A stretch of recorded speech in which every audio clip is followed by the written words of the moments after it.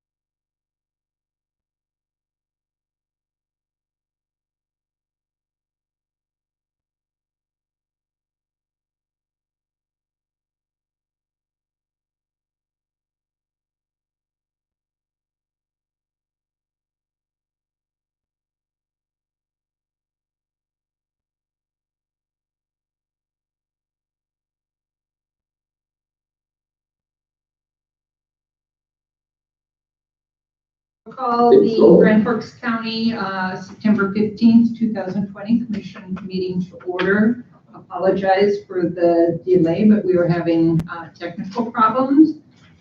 Just a couple housekeeping items before we start for those individuals that are on the phone. If you're participating by phone, please identify yourself prior to speaking. Speak loudly.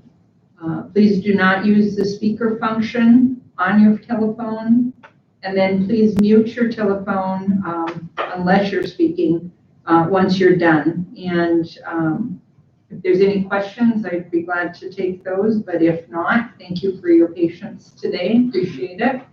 First order of business is the, I guess, just to acknowledge that all commissioners are present. They're either here in the county building and or participating via telephone. First order of business is the approval of the September 1st, 2020 Grand Forks County Commission meeting minutes. Do I have a motion? I so move to approve. We have a motion to approve. Do I have a second? I'll second that motion. Okay, motion and a second. Is there any discussion? Hearing none, all in favor signify by saying aye. Aye. Aye. Aye. Opposed? Motion carried. Next item is the approval of the order of the agenda. Madam Chair, this is Commissioner Falk. I have a motion. I'd like to move Grand Sky Construction Company up to number 5 ahead of the final budget hearing. They're in an airport waiting to take off right now. Okay, so, all right. So we have a motion. Do we have a second? Seconded. Any discussion? Hearing none, all in favor signify by saying aye. Aye. Opposed, motion carried.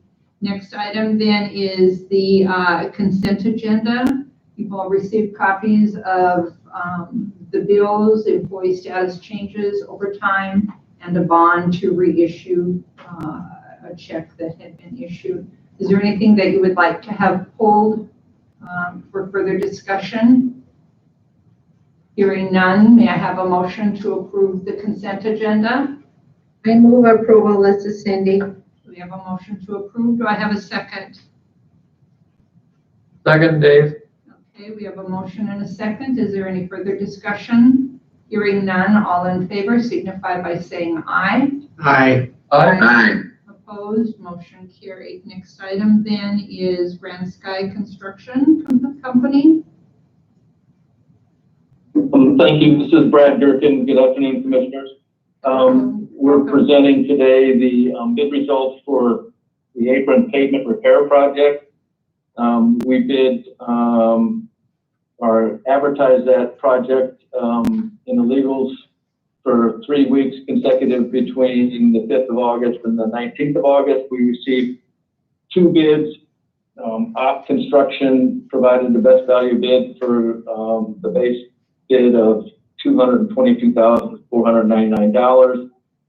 There is adequate budget within the 2019 state allocated funds to Grand Sky, and I request that the commission approve moving forward with this contract. Thank you, sir. Any questions? Are there any questions for Mr. Gerken? Hearing none, may I have a motion to approve the recommendation? Motion to approve the recommendation to proceed with Op Construction on the Grand Sky project. Thank you. Do I have a Second. second? We have a motion and a second. Further discussion? Hearing none, all in favor signify by saying aye. Aye. Aye. Opposed? Motion carried. Thank you, Mr. Gerken. Safe travels. Thank you, and I appreciate. Thank you very much. Thank you for moving me up. Yep, no problem. Next item then. Bye now. Next item is the 2021 final budget hearing. Madam Chair, members of the commission, I've scanned in the levy calculation for the 2021 budget on page 42. The overall valuation is estimated to be increasing by 2.33%. 1.5% is from new growth. The airport valuation is estimated to increase only by 2% because there were jurisdictions that no longer fund the Grand Forks Airport. The revaluation, which does not include Grand Forks City, is estimated to increase 3.8%. The general fund net levy increased $170,036, or 1% over last year. The mill levy rate will drop from 48.39 to an estimated 47.19, or a decrease of 1.25 for the general fund. The main changes in the general fund are a 3% step increase for all qualified employees on their anniversary dates or on their seniority dates, and a 3% increase for elected officials, the sheriff and the state's attorney on January 1st, 2021, which costs about $168,000. About $74,000 was added to the emergency management budget to increase a part-time position from 19 hours to 30 hours. And so now and benefits for that position. They added 2 portable radios and 1 mobile radio, and software maintenance was added. Capital improvements was decreased from $1 million in 2020 to $750,000 in 2021. An additional $61,000 was added for the Microsoft Office 365 to the IT budget. Base retention was removed from the Director Administration's budget for $30,000 that we had in 2020. We no longer are funding that in 2021.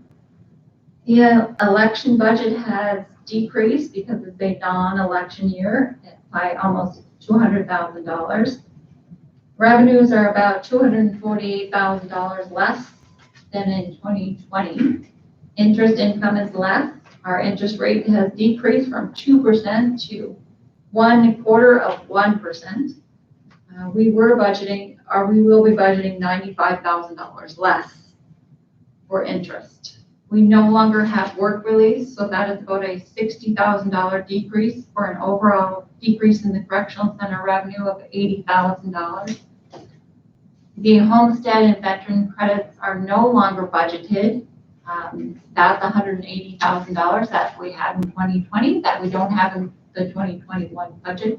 Although we are going to receive that money from the state, but we are now calculating on the gross levy instead of the net levy, and so that's why we do not deduct that amount.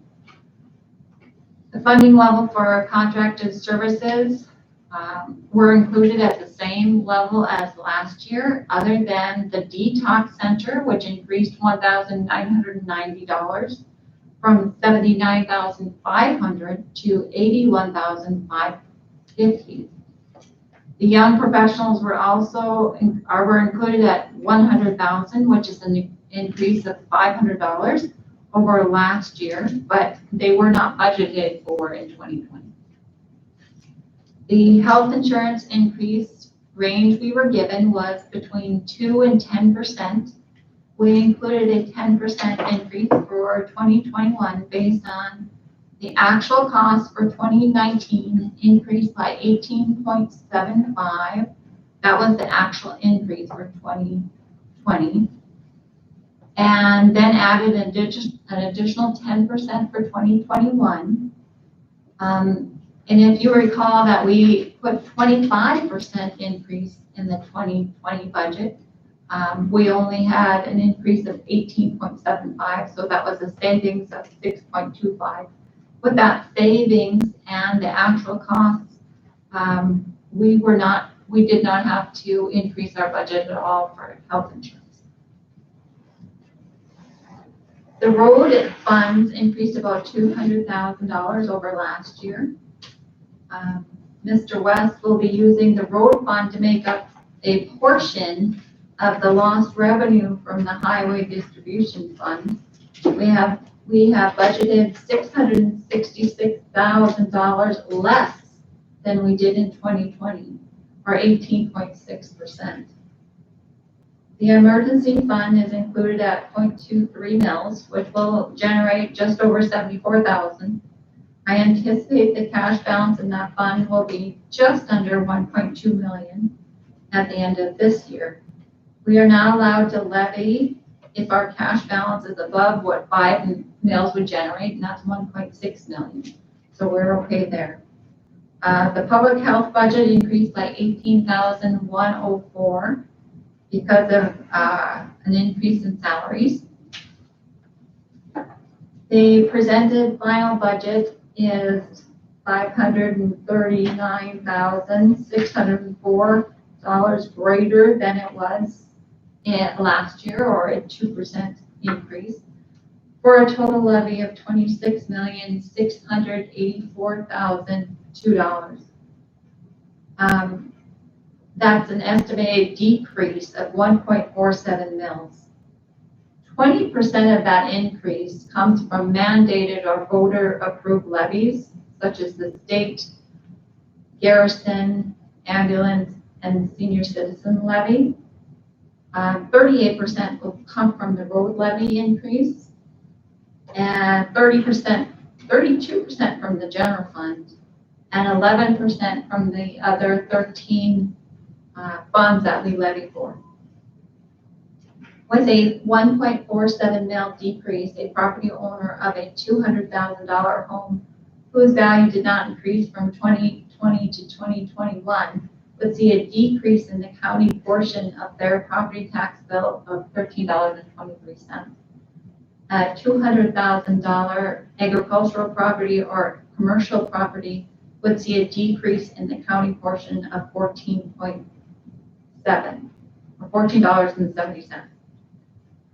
The decrease would be less if the value increased from the prior year. The estimated tax bill and budget hearing notices were mailed August 27th, and you all should have received them. This budget hearing was included in that notice. Anybody who wishes to participate was to contact Tom Ford prior to this meeting to get the Zoom link. And I believe there is a couple people that are on the call or on the Zoom link right now, and if they would like to speak, or anybody from the public that would like to speak, can do so at this time.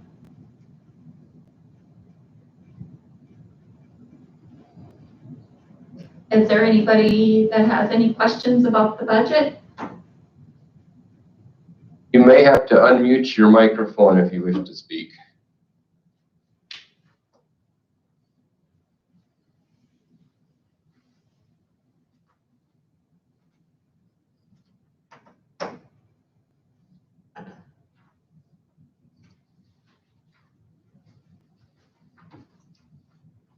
Do the commissioners have any questions? Did a good job. So I would seek a motion to approve the final 2021 budget with a levy of $26,684,002. That would include a step increase for all qualified employees on their seniority date and a 3% increase on January 1st, 2021 for the sheriff and state attorney. I would, Dave, I move approval. I'm sorry. Commissioner Ross? I would make that motion to approve the 2021 budget. Thank you, sir. Do I have a second? Second, Dave. Okay, we have a motion and a second to approve the recommendation of the final 2021 final budget. Any discussion? Hearing none. All in favor signify by saying aye. Aye. Opposed? Motion carried. Just on behalf of the commission, I want to thank Debbie and Colleen and the fellow commissioners and everyone that was involved in that budget process this year. It was a bit of a challenge, but you did a fantastic job considering everything that you were involved with, including the election, a first for us with the mail-in. So thank you very, very, very much. Appreciate it. Thank So, you. great job.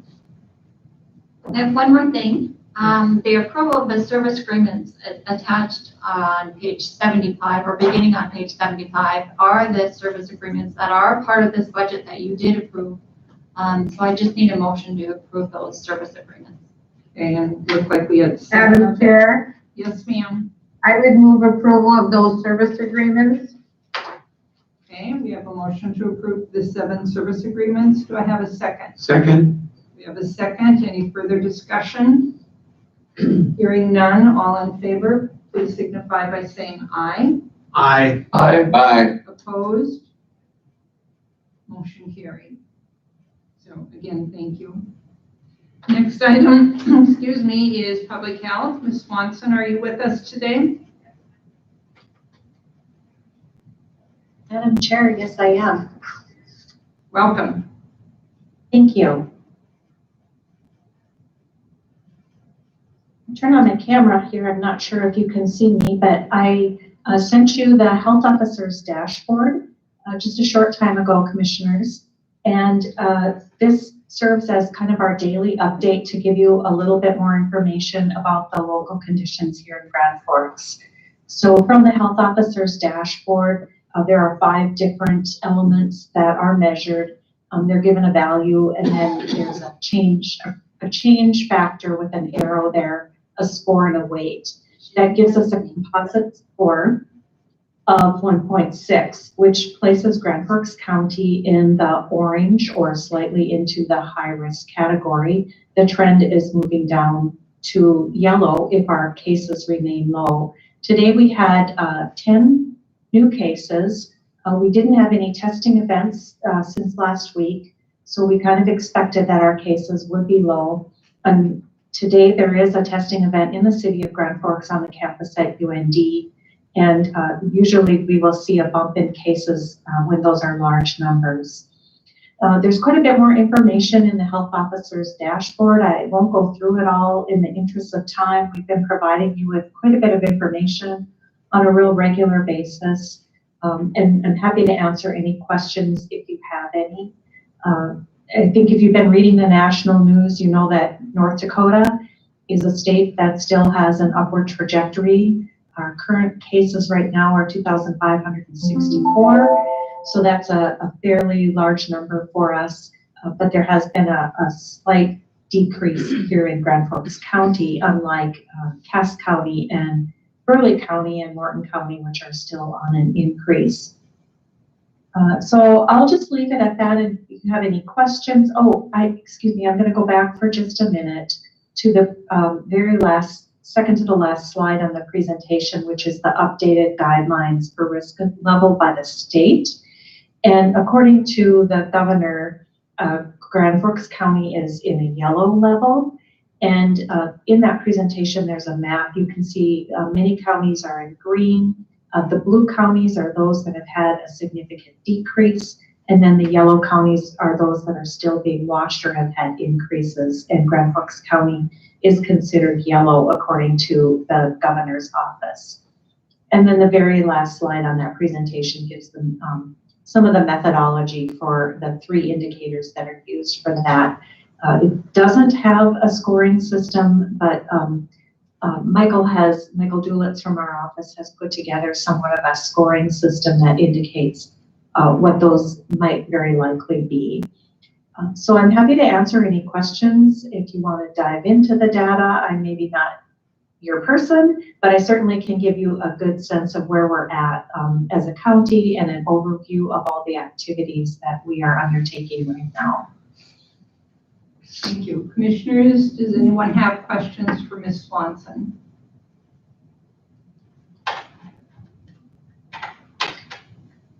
This is Dave. I've got one question.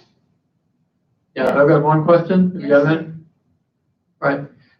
With respect to indoor meetings, what does the yellow level suggest for a total number of people? I haven't seen the dashboard today.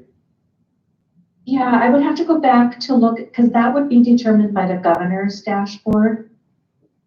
And the yellow level, because we haven't applied any policy initiatives to our dashboard. We were hoping to do that, but there doesn't seem to be interest in wanting to move to some policy initiatives attached to the dashboard. But the North Dakota Smart Restart guidance has those numbers, and I'd have to go back and take a look at them. I believe they're at 50% of occupancy in most cases, with a maximum of maybe 250. Yeah, okay, thanks. And then there was a mayoral order today that was rescinded on bars, and I believe I sent you that as well. I forgot a couple of other things that I would also like to mention, and that is we'll be increasing our testing frequency in the city of Grand Forks to doing weekend testing now. The numbers are lower over the weekends, and that's a way to increase testing. And so we have one scheduled for this Saturday, and then in order to increase the percent of UND students that are tested, they're thinking about adding one every other Wednesday in addition to their Tuesday. And then we would fall in line with an every other Saturday. We also did explore with Northwood Deaconess Health Center whether we should offer some type of mass testing event in the city of Northwood. Northwood Deaconess has indicated that they're fairly busy just with their patient population and their long-term care. And so this would be a way to maybe increase the testing for the rural residents, especially since school has started. And we haven't firmed that up yet, but we're still visiting about that. I'd like to end by thanking the commission, especially those of you that have reached out to me and offered some appreciation. It really means a lot to us. And I also wanted to offer a commendation to the courts. I had an opportunity to be on jury duty last week on Wednesday for 5 hours. And I observed their policies and practices, and I have to tell you, I was extremely impressed, both with everything they've done for COVID and how they welcome jurors to their jury selection process. So I did give them that feedback as well. So thank you for the time that it took to put that in place. I think it's a really good tip of the hat to the County Commission for the work that went on to make jury trials possible again. Thank you, Ms. Swanson. Any other questions or comments for Ms. Swanson? Well, please know that the commission truly does appreciate everything that you and your staff are doing, and we fully recognize how busy your schedules are.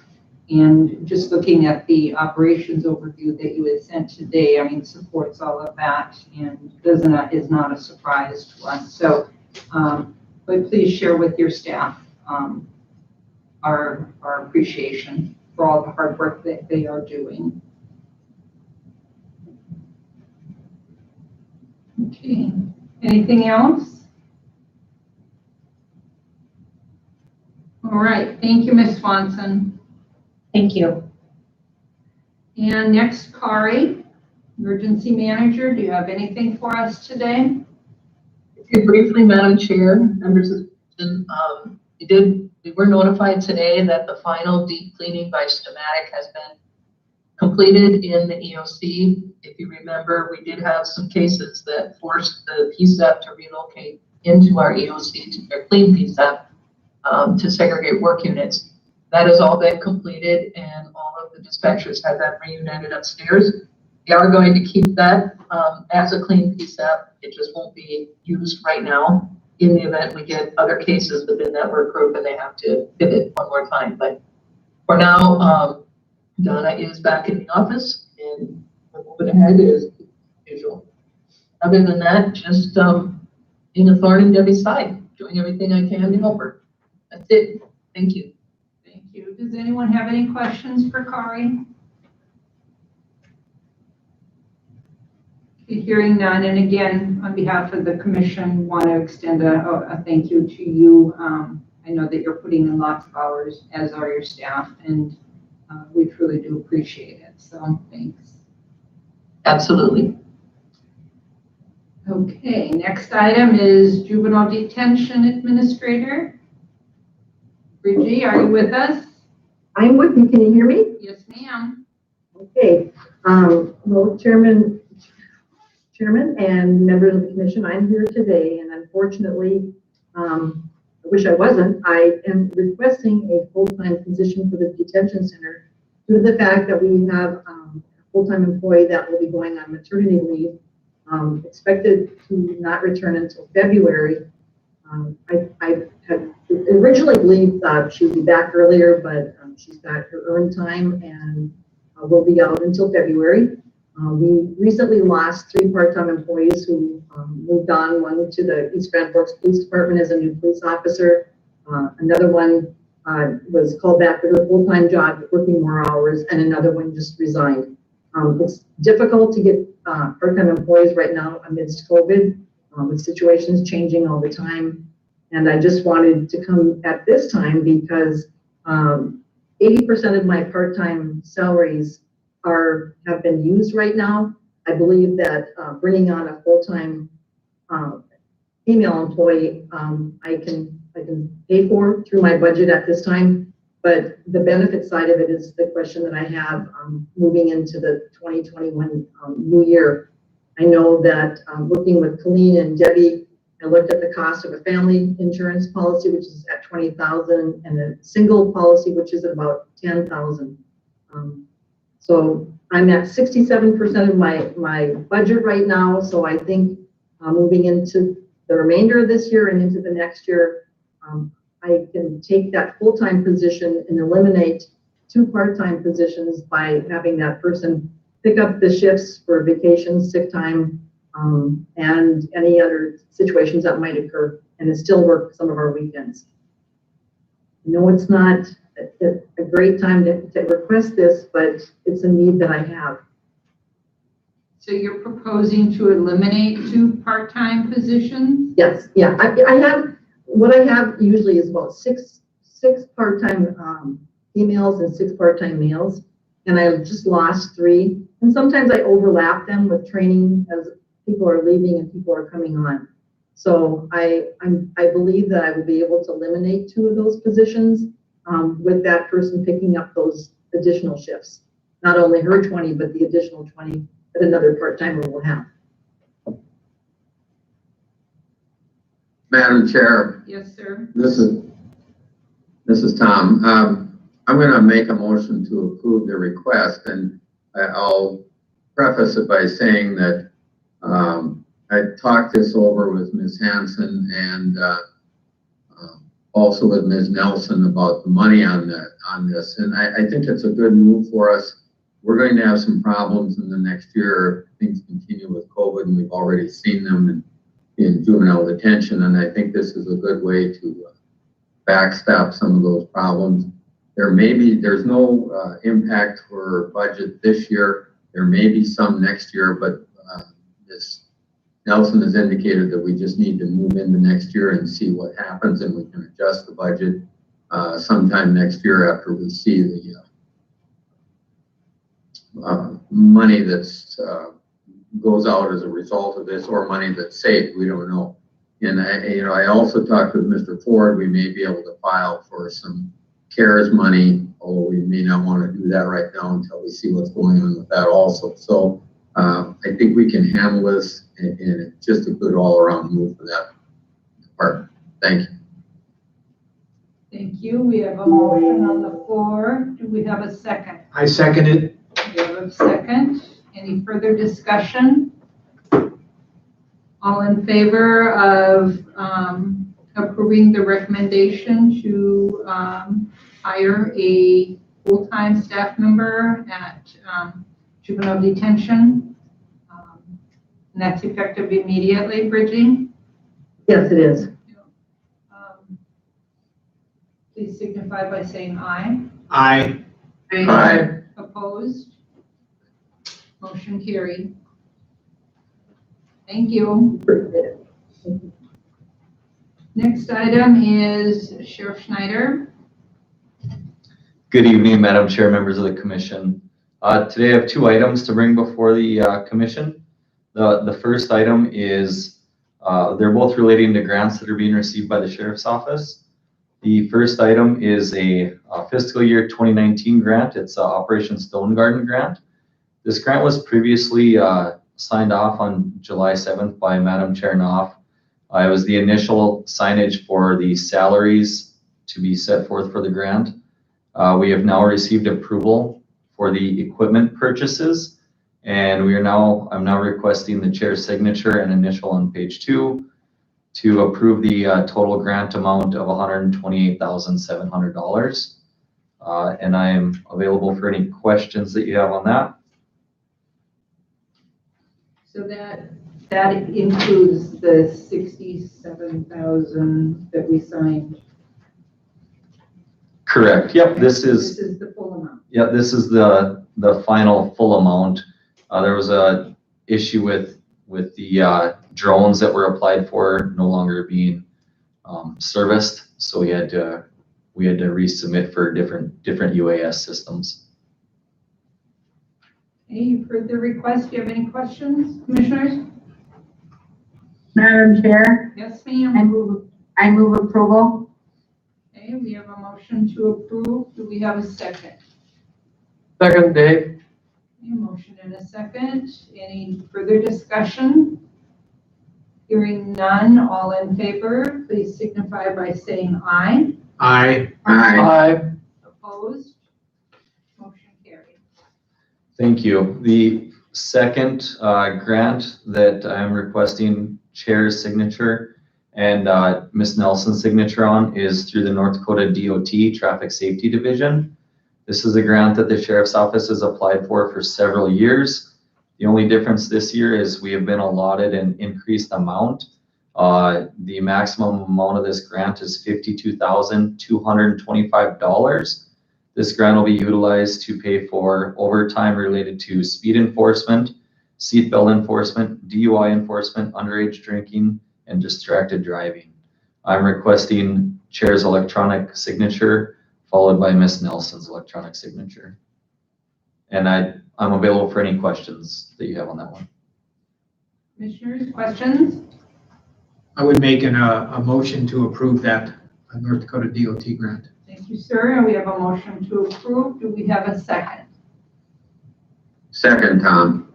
Okay, we have a motion and a second. Any further discussion? Hearing none, all in favor of chair's signature as well as electronic signature as well as Ms. Nelson's, please signify by saying aye. Aye. Aye. Opposed? Motion carried.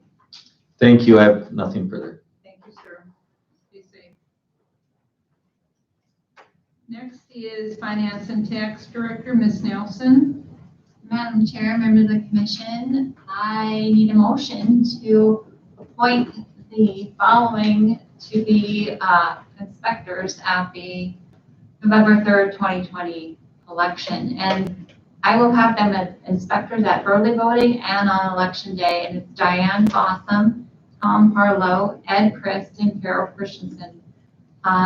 We're going to be in a very large space, and we're going to only have one polling site open, both for early voting and on election day. We're going to be doing it in the arena. I did get confirmation from the Allaire Center on how much they're going to charge us to use the arena. Originally, they told me $10,000, and that would be to put the floor down in the arena to cover the turf. And in discussing further with them, they were thinking that was just for queuing up the line on election day. And I said, we could have a bigger line for early voting as we can do on election day. And I don't want to use the arena just for queuing up people. And they said they'll have to talk to their commission about using it for 8 days and the additional costs that they would incur because of we're using it. So they came back and they gave me a price not to exceed $20,000, and I thought that was fair. So the minimum is $10,000. They are going to give me the actual cost that they incur, but it will not exceed $20,000, even if the actual cost exceeds $20,000. So I accepted that. I plan to pay for that out of my election budget. But I do need a motion to appoint those inspectors, and it's Diane Fossum, Tom Harlow, Ed Christ, and Carol Christensen. Okay, you. Madam Chair, this is Dave. Yes, sir. I move approval of the inspectors, and good work, Debbie, on getting that all arranged. Thank you. Thank you. Madam Chair, I second that motion. Okay, we have a motion and a second, and to approve the recommendation as it relates to the inspectors. Any further discussion? Hearing none, all in favor signify by saying aye. Aye. Aye. Opposed? Motion carried. I just wanted to also say that starting tomorrow, if you allow, that I wanted to use your commission office area again to set up laptops so I can have additional help with processing of the absentee ballots. And so if you don't object, I will do that again like I did for the June primary election. Anyone have a problem with that? All right, thank you. Thank you. So when will your election staff come on? When are you going to be starting this process? The 21st. The 21st of September. Yep. Okay. Sounds good. Won't be long. No. Okay, so the next order of business then is Director of Administration. Mr. Ford, what do you have for us? Yes, thank you, Madam Chair, members of the commission, and good afternoon. Following up on the board's directive from the last commission meeting, I facilitated a meeting last Thursday that involved Debbie Swanson and Kari Gels, and then all the Grand Forks County school superintendents. And I believe we had every school district represented on the meeting. We discussed the needs in this COVID environment for increased school nursing, particularly in the rural schools. It was a very good discussion. There are needs, but there are different needs. And so after Thursday's meeting, Kari and Debbie Swanson and I had a follow-up on Friday, and we did agree on a hybrid model that would really be a needs-based. And we also agreed, and especially I would very much encourage that the funding goes through Grand Forks County Public Health, as they are our agents, and that funding could be then managed, and those positions could be managed by Public Health. So with that, I'm actually going to turn the rest over to Debbie Swanson. She had prepared a presentation, and she can give you more of the meat on the proposal. So with that, I'll turn it over to Ms. Swanson. Thank you. Thank you, Tom, and Madam Chair and members of the commission. I'm back again with a proposal that we put together after speaking with the superintendents. And so I'm not sure if Debbie or if Tom is advancing slides, but I'll just let you know when I'm ready. You can go to the next slide.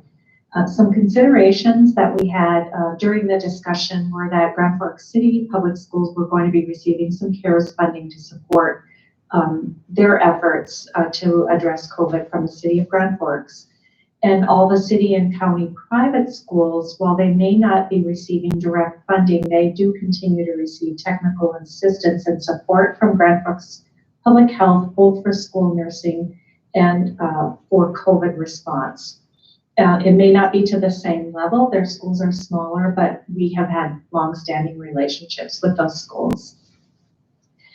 We wanted to consider the most equitable way to distribute the resources among the Grand Forks County rural schools, and then incorporating elements of contact tracing protocols and communication with Grand Forks Public Health.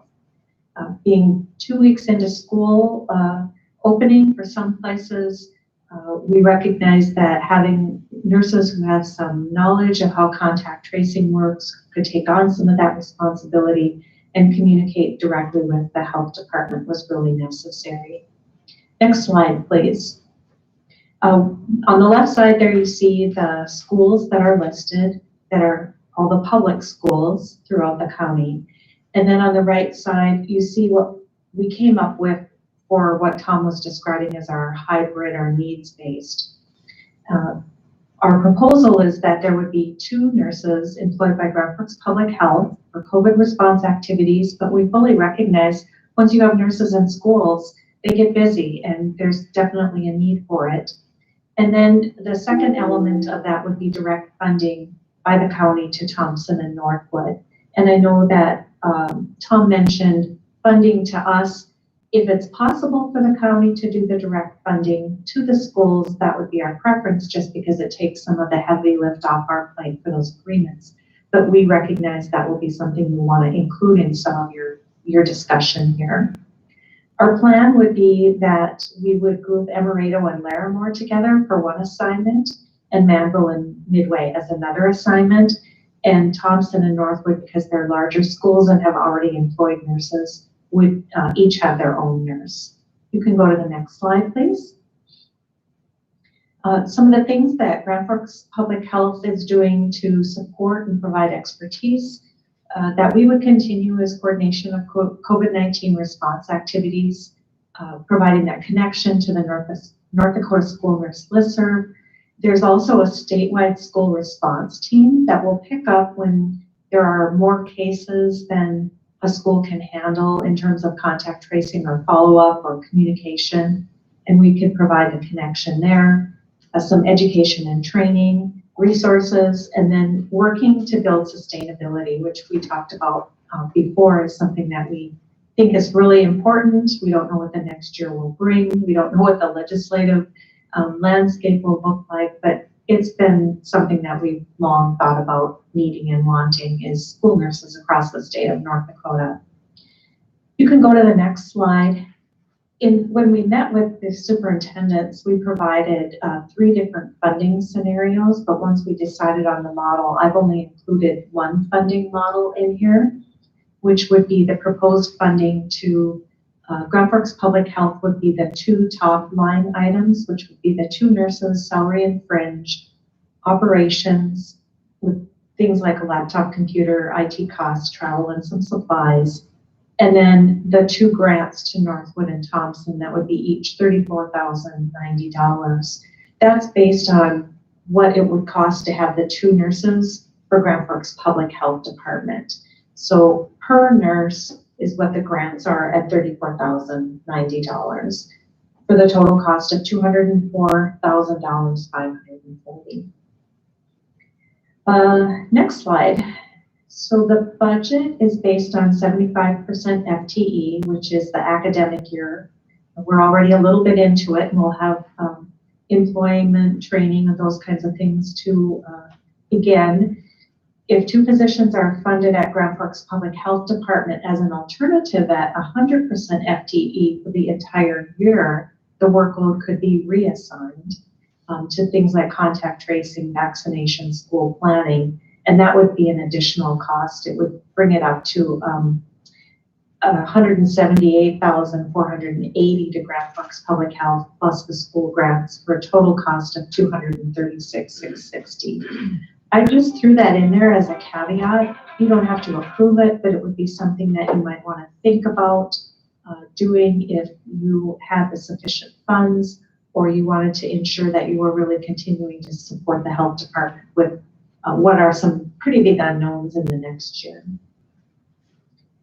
And then the last slide is just the next steps, if approved, or however you want to approve it, would be to develop agreements as needed and allocate a funding mechanism. Would they be direct grants or requests for reimbursements? We've done both at the health department.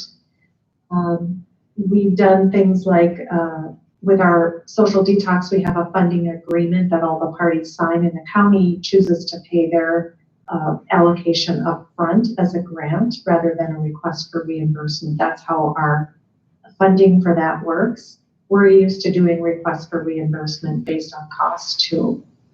We would also want to establish a structure for communication. So how are we going to connect all these school nurses and connect them to the department and connect them to the other school nurses across the state? And then, of course, hiring and training personnel, and most importantly, develop some type of reporting mechanisms or outcomes. How do we know that we made a difference? That could be both COVID and non-COVID types of indicators. So I think I've talked enough. I will stop there and see if there's any questions or however the commission chooses to move forward with action on this item. Thank you. And I'll turn it back to you, Tom, if that's okay. Sure. Yeah, Debbie, thank you. Madam Chair, I just want to put a button on this. Just one last thing. I would respectfully recommend to the commission that you consider the 100% FTE funding model. You all know very well how hard public health is working right now, and emergency management for that matter, but public health. And I know I'm confident in saying that the 100% FTE model would provide Ms. Swanson and her staff extra support in the extra 2 months, August and July, June, July, August, excuse me. We don't know what COVID's going to do. We see what's happening in Europe now as they're getting hit with the second wave, and Ms. Swanson might need that extra help in the summer months, and our rural schools might need that extra help in the next summer months, depending on what COVID's going to do. So I would just respectfully ask that the commission consider the 100% FTE model. Madam Chair, Yes, this sir. is Tom. I agree with Mr. Ford, and I'm going to make a motion that we approve the 2 positions under the 100% full-time proposal. The other reason for that is that during the summer months, those 2 individuals might actually be able to get Ms. Swanson's staff some time to actually have a vacation, if nothing else, and still maintain the workload. So I think that's critical, and we need it, and we can take care of it with the CARES money. Thank you. Ms. Nelson, did you have a comment? Madam Chair, members of the commission, I just wanted to explain how much we have and what we have left before you took any action. We did receive $1,178,476.49 from the CARES Act. We have spent this was yesterday, $190,362.47. There's also 2 deputies out at Blairmore that we're going to send the money to because we got the money here, and that's $52,081.92. I'm sorry, how much? $52,081.92 will be going to Larimore of that $1,178,000. So now we're down to $936,3210. So just so you know where we're at. Okay, and my question is that, you know, if we went with the 2 positions for 1-year period, I'm assuming, are you talking January 2021 to January 2022, or are you talking a year from now? And then my question on top of that is that going forward beyond that, I mean, there's no guarantee by the county that we would continue to pay for those positions. So is that going to be a problem? And how would you word that in any contract? Because I don't think we can guarantee at this point that beyond 1 year that you know that we'll continue to support that. I mean, we are now because there's definitely a need, and we want to absolutely be there to help get through this crisis. But, you know, I guess without giving it a lot of thought, I was thinking it was short term, but that short term could have been up to a year's period of time, depending upon what happens with COVID. So my concern is what happens after this year. And so is just so everybody's in the same thought process on that there's no guarantees beyond this. And that would be for the schools too, because, you know, we're looking at, and help me, Ms. Swanson, if I'm wrong, but when you're talking about Northwood and Thompson, were they the 2, they have nurses, correct? Madam Chair, members of the commission, I'm not sure if in Northwood or or Thompson are on, but it's my understanding that they have already employed their nurses, and this money would just help them to get that funding to pay for the COVID work that they've already been engaged in and would continue to do throughout this year. To answer your other questions that you asked previously, we would not expect that any kind of an agreement indicate that there would be continuation of funding. This is extraordinary circumstances. Anything could happen. If we're lucky enough to get an effective vaccine and we have herd immunity, maybe COVID will be much less of a problem by the time school starts next year. It's really hard to know. But I would say that we're pretty accustomed to having timelines on grants and that the work has to be accomplished during that time frame, and we have to either look for other sources of sustainability or end our programs. I hope it doesn't result in the latter, but we're pretty accustomed to working in that environment. Correct. And then, there were 2 schools that I remember that didn't have nurses at all. Do you remember which schools they were? What was it, Midway and? There's actually 4. Madam Chair, there's Manville and Midway, which would be perhaps one nurse assigned to those 2 because they're in the same vicinity. And then Emerado and Larimore, which would be a similar area. The nurses could be employed from those communities or those regions, or they could travel from Grand Forks daily. Either one of those would be an option. We'll be looking, if this is approved, we'll be looking to recruit people who are really passionate about school nursing. Sure, but they would fall under the umbrella as public health employees then? Those 2 would, yes. Okay. And then, my other question was,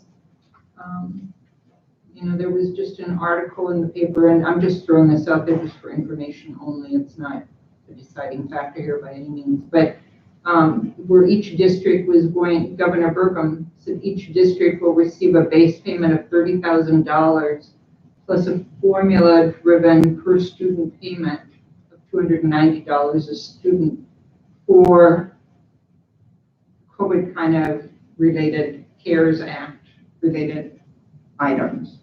So this is over and above any of that, right? And that hasn't been approved. That's correct, Madam Chair. Okay.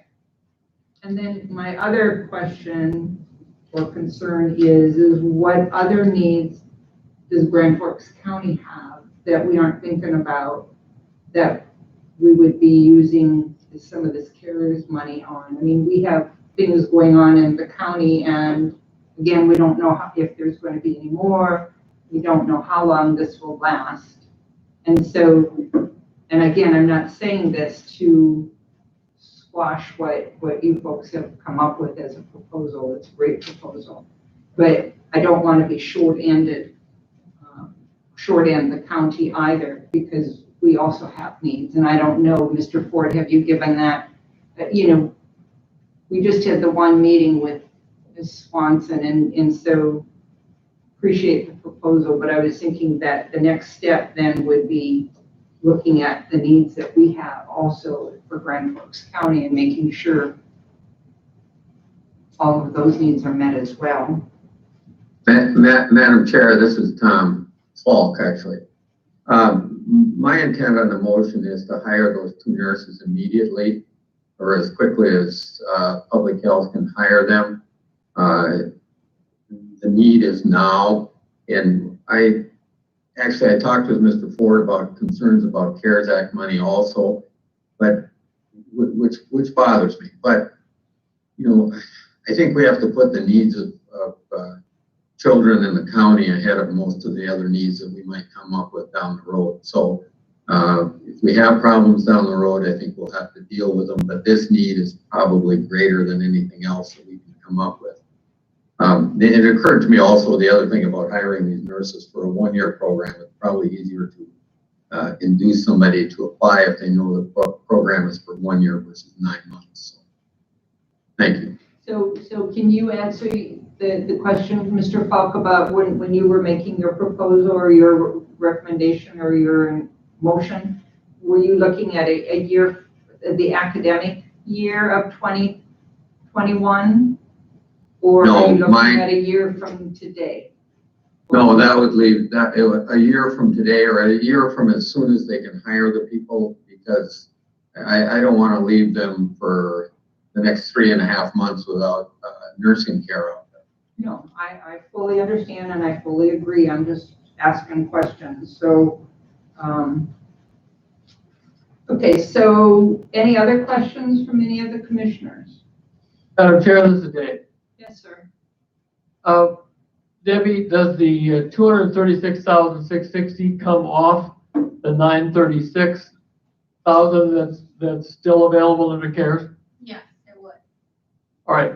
Are you concerned about that? Are there other things in line that are also very important? I'm just telling you where we're at, and I can't say Okay. that they Then were I- decided on anything. I just wanted you to be aware of where we're at.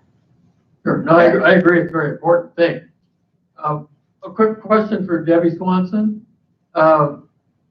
Is the Northwood Nurse already partly funded or maybe entirely funded by Northwood Deaconess Health Center, NDHC?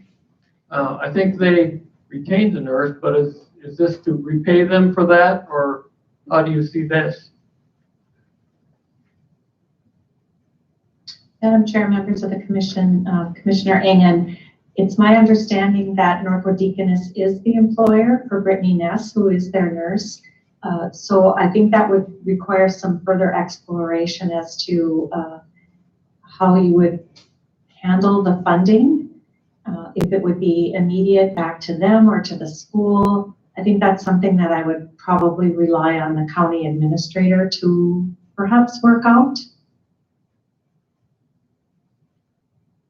Yeah, I'm not certain they need that funding, but I'm sure they would appreciate it if NDHC would be repaid for it. I know that they were going to go ahead with it no matter what. So you can check with them. I can follow up on that, Commissioner Engen. And Madam Chair, I can actually shed a little more light on Commissioner Engen's question about other needs. So we have had some needs pop up as Ms. Nelson discussed. You know, I'm sure we're going to need some of the funding to help Ms. Nelson with the election. I would pretty much bank on that. And then we were looking at the security measure enhancements for First Floor South to come out of CARES Act money, but that, if I remember correctly, that's about $60,000, give or take a few $1,000s for the final bill. So, and then I believe Mr. Grzeszewski from facilities, if he already has not, was purchasing bulk sanitization cleaning supplies for departments to request to use. And I know Mr. Burkholder had a need, and we've addressed that need as well. Thank you. So does this proposal, does that encompass then what Steve Swanetek? Yes, ma'am. Does that Dr. cover Swanetek. his request?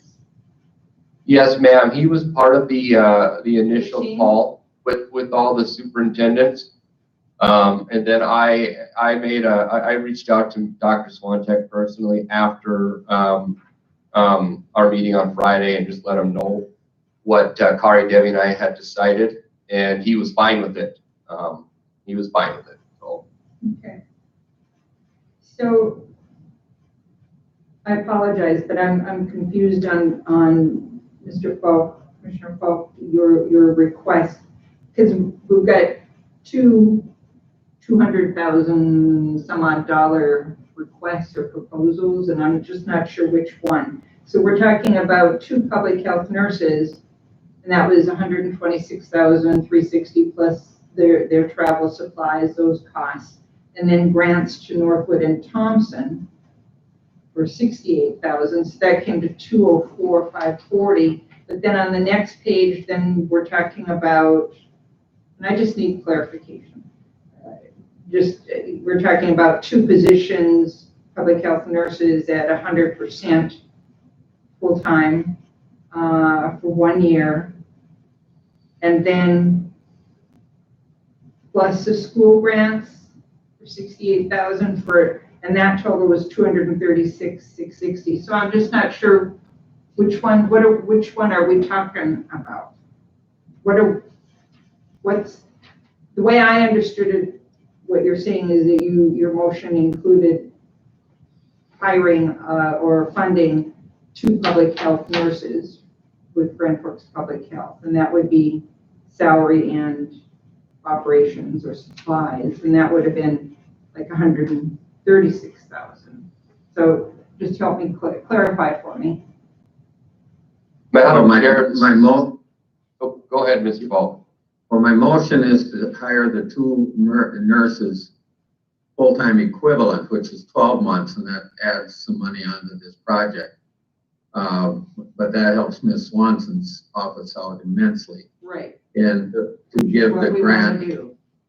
to give the grants to the Thompson and Northwood, and it would be, somewhat easy for us to cut them out because they already have paid for this. But I don't know that that's fair that they took the initiative to get nurses into their program. And I think the simplest thing, and we can work that out, or Ms. Swanson can work it out with Thompson or Northwood, but would be to simply pay half to each of them. So the person would be in essence a half-time employee at public health and a half-time at the school, which would help both of them out. And I think that's fair. So that's why the project becomes a little more expensive, but it helps us in the long run. So the number is 236,660, right, Tom? That's correct. Yeah, that's right. Okay. Which actually by time, this project will probably carry over into, it's already the middle of September, it's gonna be October or sometime. These people will still be around for the start of next school year. And at that point, I think maybe those schools are gonna have to take a look at whether or not they wanna maintain this program. It would cost each of them about, I don't know, $35,000 a year to maintain it for the following year. And then that's up to them. They may wanna look into that. Thank you. Yeah, and that's what I just want to make sure that the schools are aware, is that this is just for a window, a period of time, and no guarantees beyond that one. So, so we have a motion then. Do we have a second? Second? Okay, we have a motion and a second. Any further discussion on rural school nursing proposal? Hearing none, all in favor signify by saying aye. Aye. Opposed? Motion carried. Great. Thank you for all your hard work on that. Thank you, ma'am. That's all I have. Thank you. All right. Next item then is State's Attorney. Madam Chair, members of the commission, I just have one item to address this evening. If you recall, we previously discussed a matter pertaining to the Northwood Bridge that collapsed last. Our office has been working on this along with Commissioner Engen and Mr. West, and we would like to convene another executive session on this topic. And so I'm just asking if you would like that to be as part of the next commission meeting on the first Tuesday in October, or if you would like to convene an executive session sometime before then. What would be your recommendation with respect to urgency? I don't think it's entirely emergent. We certainly could wait. However, also, the sooner we address it, the quicker the matter progresses. So it's really up to each of you. Commission, what are your desires? Were you talking to me? I'm talking to all of you. Oh, okay. I thought you said me. Well, I'll jump in. I think we are trying to get a few more things figured out, have Nick check some numbers and some other possibilities. And if we could do it before the next meeting, that'd be fine. But it might take at least a week for him to get back to Okay, thank you. Anyone else have comments on that? So, Madam Chair, yes, sir. I guess I've always got a comment, but I guess I would leave it up to Commissioner Engen. I would suggest that we set it up for the next meeting in 2 weeks. And should the need arise, he could get a hold, Commissioner Engen could get a hold of you, and we could have a special meeting if it became critical. But it sounds to me like it's probably going to take some time, and it may just barely be ready in 2 weeks. So thank you. Thank you. Commissioner Engen, your thoughts on that? Are you okay with that, the next meeting? Unless we need to get together sooner?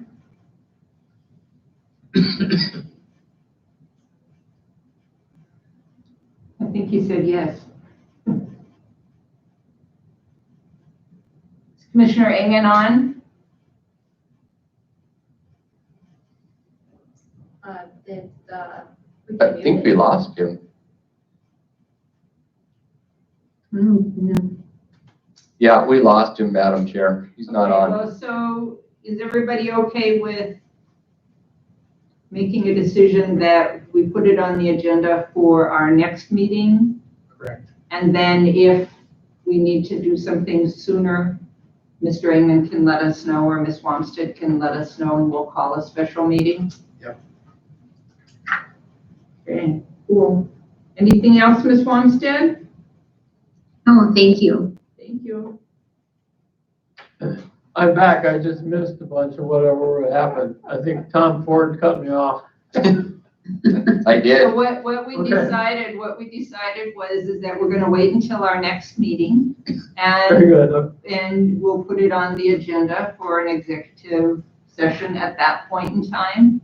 And then if in between times, between now and then, if you feel that we need to do something quicker, you will reach out to Ms. Nelson and we'll set something up. I think we'll be okay for October, actually. Okay, sounds good. All right, committee reports. Commissioner Rost. MPO meeting scheduled for tomorrow was canceled because they have nothing on the agenda. And other than that, that's it. All right, Commissioner Peach. We had administrative services this afternoon prior to the commission meeting. And Michelle Thiel, Brett Burkholder, Ms. Hanson, and Andy Schneider and myself all met last week. And we took a look at the policy, the personnel policy. And the goal was to no longer credit back vacation and sick time, and that would be effective immediately. I think that all of the participants of the meeting were happy with the outcome of how the policy was changed around a little bit to be more clear. And the committee came out of that meeting in agreement with that. So basically, I would like to make a motion that we update the terminology, no longer credit back vacation and sick time, and that would be effective immediately, as well as accepting how the policy changes in those two categories in the personnel policy. Thank you. Do we have a second? I second it. We have a motion and a second. Any further discussion? Hearing none, all in favor signify by saying aye. Aye. Aye. Opposed, motion carried. Then the airport authority is meeting next week. The Red River Regional Council is meeting this week. And that's about all I have. Thank you very much. Okay, Commissioner Falk. I have nothing, thank you. Commissioner Engen. Yeah, a couple of meetings with EDC. We nominated some new people who have not been on the advisory board before, and they've accepted their position. So that's kind of fully staffed. The other thing is I've been invited to be on the board of the Grand Forks Housing Authority. So I'm going to fit that in, and it's not a demanding 1 month or once or twice a month meeting, but it's a quarterly meeting, and I'm kind of looking forward to assisting on that one. Okay, great. And for me, I had Fair Board meeting on the 9th of this month, and we had Christy Wolfart, the fundraiser, come in, and she visited with the Fair Board, and good discussion was had. And the sense that I had gotten from that is that she doesn't have time or isn't able to take on the fundraising project. And so we're still in the talking stages and moving hopefully forward with that. And then with respect to emergency management, we had, prior we used to meet quarterly, and there were a lot of projects that were going on, and we had changed our bylaws where we were meeting monthly. And now with COVID and how busy everyone is with respect to that, we are going to go back to quarterly meetings temporarily, and Kari will put out information to the Emergency Management Board on a monthly basis if there's anything pertinent that we need to be involved with. And so other than that, I think that's all I have. Okay, so then with respect to fund or unfinished business, each of you in your packet got a notice from NDSU or a copy, or yeah, everybody got a copy of the notice that was sent to Ms. Nelson from NDSU Extension as it relates to Grand Forks County 4-H program. And every year they have achievement days, and this year it's the 74th annual. And we typically have those out in Reynolds, North Dakota. And so because of COVID, it's always been like a dinner and awards presentation, and just not sure where that's going to go other than maybe do something outdoors, weather permitting. And so, but this is a request from them to, again, request a sponsorship from the county with respect to the Awards Day program.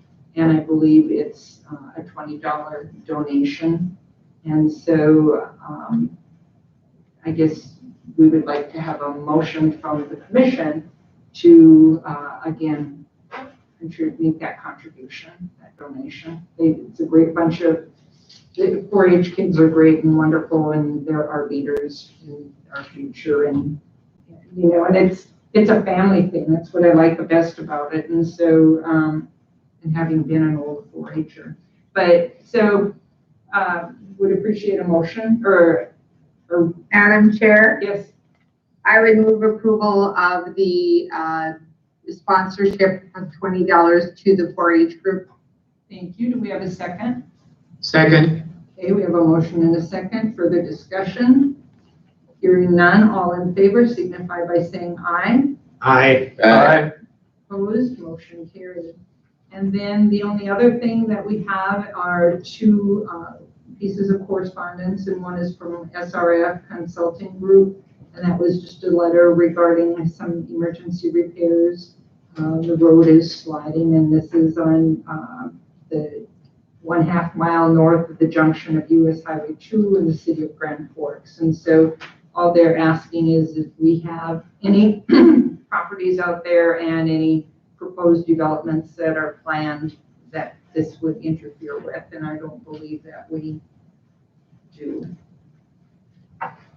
So, and then the next one is from Red River Regional Council, and that's a letter just letting us know that 2020 CDBG funds are available, and they are taking applications for that.